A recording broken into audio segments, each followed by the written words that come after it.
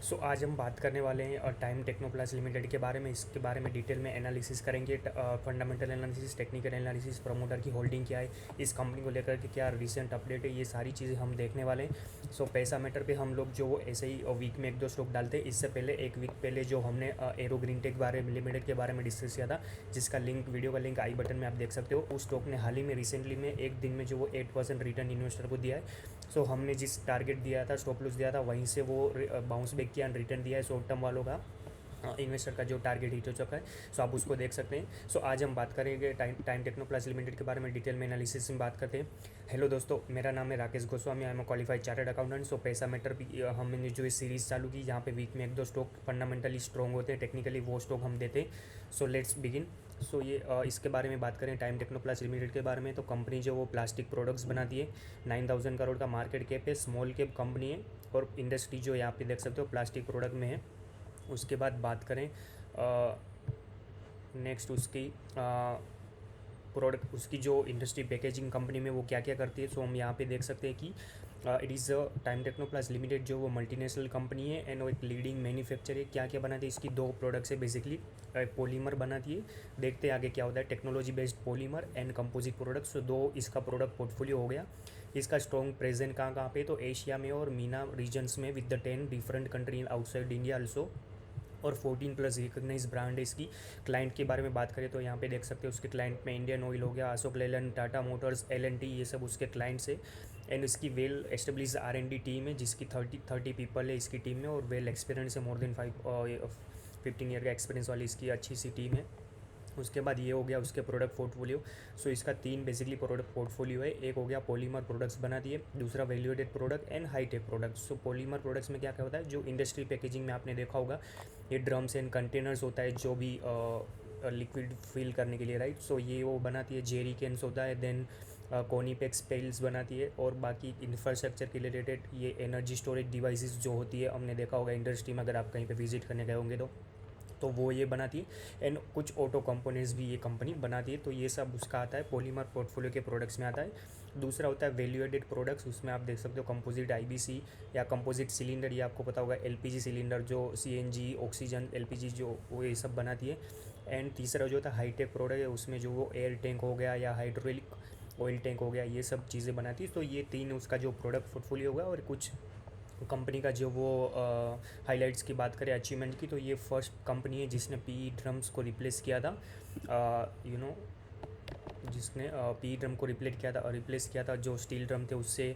देने कंपनी बोल रही है कि उसने पहली वो ये कंपनी जिसने टेबुलर बार लॉन्च किया था, टेबुलर जेल बैटरीज जो लॉन्च की थी, यही वो पहली कंपनी जिसने एंटी स्प्रे रेन फ्लैप जो वो लॉन्च किया था। तो ये कुछ उसकी अचीवमेंट्स है, वो उसके बारे में दिखा रही है। उसके बाद बात करें फाइनेंशियल्स की, तो यहाँ पे कंपनी की रेवेन्यू जो वो पहले बात करते हैं FY24 यानी पूरे इस साल की अगर बात करें, तो आप यहाँ पे हम देख सकते हैं FY23 FY24 का कंपैरिजन दिया है ये मिलियंस में, यानी कि ये 5,000 करोड़, लास्ट ईयर में 4,000 करोड़ का कुछ था, इस बार 5,000 करोड़। सो रेवेन्यू कंटिन्यूसली 17% से ईयर ऑन ईयर ग्रोथ हुआ है रेवेन्यू में।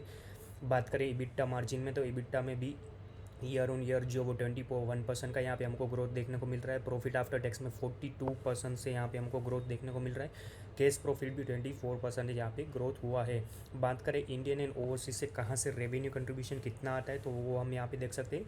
रेवेन्यू कंट्रीब्यूशन जो वो इंडिया से जो वो 67% आता है, एंड ओवरसीज से जो वो 33% आता है। एंड प्रॉफिट मार्जिन भी फिर ऑलमोस्ट सिमिलरली होता है, यहाँ से 6% आता है, यहाँ से 6 and 7% आता है। और ये एक अच्छी बात है कि कंपनी में हाल ही में जो वो डेट को जो वो रिड्यूस किया है बाय 177, यानी कि 11 करोड़ से जो वो कंपनी ने जो अपना डेट रिड्यूस किया है FY24 में। एंड वैल्यू एडेड प्रोडक्ट्स यहाँ पे कंपनी बोल रही है कि 32% से बढ़ी है। एंड या ये वाला सब है। देन उसके बाद बात करें सेगमेंटल परफॉर्मेंस की, तो यानी कि प्रोडक्ट वाइज किसने कहाँ से कितना परफॉर्मेंस आया है। सो पॉलीमर प्रोडक्ट्स और कंपोजिट प्रोडक्ट्स, यानी कि दो हमने अदर जो प्रोडक्ट डिस्कस की थी वो। सो यहाँ पे जो हम पॉलीमर प्रोडक्ट, ये अभी क्वार्टरली परफॉर्मेंस हम देख रहे हैं यहाँ पे Q4 FY23, यानी कि पिछले साल का Q4 और इस साल का Q4।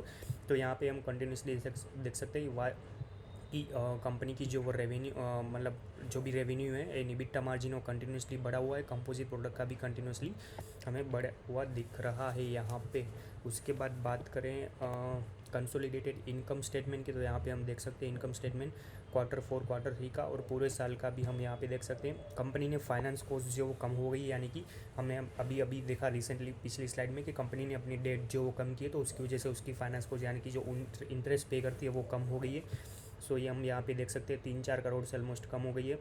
उसकी वजह से प्रॉफिट पीबीटी कंपनी का बढ़ा है एंड इनडायरेक्टली जो वो कंपनी का profit after tax year on year भी यहाँ पे हम देख सकते हैं बढ़ा हुआ, और यहाँ पे क्वार्टरली भी बढ़ा हुआ हमें दिख रहा है यहाँ पे। उसके बाद बात करें टेक्निकल चार्ट की, तो हम अभी जिस दिन ये वीडियो रिकॉर्ड हो रहा है 24 अगस्त को, दैट इज़ सैटरडे, तो यहाँ पे इसकी क्लोजिंग प्राइस अभी ये क्लोज हुआ है 399 पे, आप देख सकते हो। सो पहला टारगेट ये जो मेरा पर्सनल एनालिसिस है, पूरा मेरे एक्सपीरियंस के हिसाब से मैंने एनालिसिस किया है। आप अपने हिसाब से अगर टेक्निकल एनालिसिस आपको थोड़ा बहुत आता है तो आप अपने हिसाब से थोड़ा बहुत जो इसका स्टॉप लॉस एंड टारगेट्स जो रिवाइज करके आप अपने हिसाब से कर सकते हो, या तो आपका फाइनेंशियल जो भी एडवाइजर उनकी गाइडेंस ले सकते हो। सो अभी जो वो यहाँ पे पहला टारगेट वो 458 हो सकता है, और दूसरा टारगेट जो यहाँ पे ये टारगेट दो हो सकता है, यहाँ पे थोड़ा कर लेना 530 यहाँ पे हो सकता है, एंड स्टॉप लॉस जो 375 रख के हम यहाँ पे हम कर सकते हैं। सो आप अपना इन्वेस्टमेंट होराइजन के हिसाब से इस टारगेट एंड स्टॉप लॉस को थोड़ा बहुत रिवाइज कर सकते हो। कोई लॉन्ग टर्म इन्वेस्टर होता है, कोई शॉर्ट टर्म होता है, कोई मीडियम टर्म होता है। शॉर्ट टर्म यानी कि एक महीने में उसको 5 से 7% अगर रिटर्न मिल गया तो वो यहाँ पे एग्जिट कर सकता है, राइट। सो ये पूरा मेरा पर्सनल एनालिसिस है। इस वीडियो का इस चार्ट का पूरा आपको स्क्रीनशॉट चाहिए या तो पूरे पीपीटी का आपको जो वो पीडीएफ चाहिए तो आप कमेंट सेक्शन में यस कर दीजिए, मैं आपको जो वो लिंक प्रोवाइड करा दूंगा, वहाँ से आप डाउनलोड कर सकते हो। बात करें दोस्तों शेयर होल्डिंग पैटर्न्स की, तो यहाँ पे हम देख सकते हैं कि शेयर होल्डिंग पैटर्न जो वो प्रमोटर की अनचेंज हुई है, यानी 51.6% थी, मार्च में भी उतनी थी, जून में भी उतनी थी, तो कोई चेंज नहीं हुआ है। हालांकि ये बहुत अच्छी बात है कि एफआईआई ने यहाँ पे जो वो इंक्रीज़ की है शेयर होल्डिंग अपनी 6.18 से 6.78% इन जून 2024, यानी कि एफआईआई ने इस कंपनी में और पैसा डाला हुआ है। नंबर ऑफ एफआई भी बढ़ गए। म्यूचुअल फंड ने हालांकि थोड़ा सा कम किया हुआ है, और इंस्टीट्यूशनल इन्वेस्टर ने भी अपनी जो वो होल्डिंग इंक्रीज़ की है यहाँ पे। सो ये देख सकते हैं। उसके बाद सुपर इन्वेस्टर इसमें कौन है, तो अजय उपाध्याय जो वो उसकी होल्डिंग है 103 करोड़ की उसकी होल्डिंग है एज ऑफ जून 24, यानी कि उसने अभी रिसेंटली जो वो स्टेक खरीदा हुआ है 1.15 पे, यहाँ पे देख सकते हैं। उसके बाद रीसेंट अपडेट की बात करें तो कंपनी ने एक रीपेमेंट ऑफ कमर्शियल पेपर जो वो कंपनी रीपे करने वाली। कमर्शियल पेपर बेसिकली क्या होता है, सो एक छोटा सा शॉर्ट टर्म इंस्ट्रूमेंट होता है, डेट जो कंपनी जो वो बोरो करती है for meeting the short term requirement, जैसे हम लोन लेते हैं वगैरह, तो ये शॉर्ट टर्म लोन होती है या। सो ये कंपनी के बारे में पूरा एनालिसिस था, फंडामेंटल एनालिसिस, टेक्निकल एनालिसिस हमने देखा, फंडामेंटल देखा हमें क्या करना चाहिए क्या नहीं करना चाहिए।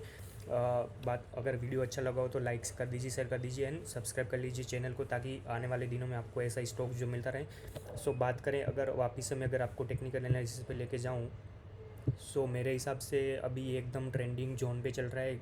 आप यहाँ पे देख सकते हो ब्रेकआउट तो थोड़ा पहले आ गया था, सो हम यहाँ पे अभी डायरेक्टली एंटर भी कर सकते हो, थोड़ा अगर डिप अगर मिल रहा है तो डिप का वेट भी कर सकते हैं। सो मेरे हिसाब से डायरेक्टली हम इसको एंटर कर सकते हैं, जैसे हमारा टारगेट शॉर्ट टर्म का हिट हो जाता है सो हम ले सकते हैं। लॉन्ग टर्म और मीडियम टर्म वाले थोड़ा सा वेट कर सकते हैं, 530 या 630 तक का वेट भी कर सकते हैं। सो ये था पूरा एनालिसिस आज टाइम टेक्नोप्लास का। सो आने वाले दिनों में आपको अगर कोई अच्छा सा एक आपको कौन सा वीडियो कौन से स्टॉक पे अगर कोई एनालिसिस चाहिए या और कोई अगर आपको एनालिसिस चाहिए तो आप कमेंट सेक्शन में मुझे कमेंट करके बता सकते हो, हम जो आपके लिए पूरा ऐसा एनालिसिस लेके आ जाएंगे। जय हिंद दोस्तों, धन्यवाद, थैंक यू सो मच।